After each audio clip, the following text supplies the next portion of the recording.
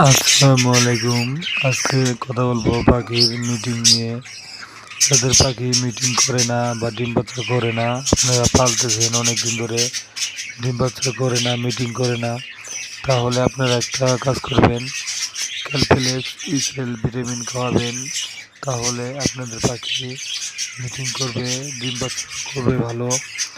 আমার ক্যালফিলেক্সটা ওষুধটা অনেক ভালো পাখির মিটিং করার জন্য, ডিম বাচ্চা ভালো করার জন্য। এটি ভালো হয় বেশি। বুঝতেই পারছেন আমার পাখিটা মিটিং করছে অনেকক্ষণ ধরে।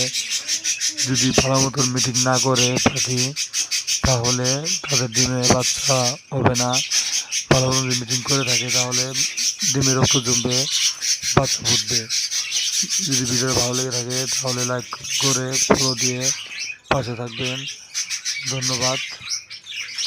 আর নতুন নতুন ভিডিও পাওয়ার জন্য পাশে থাকবেন।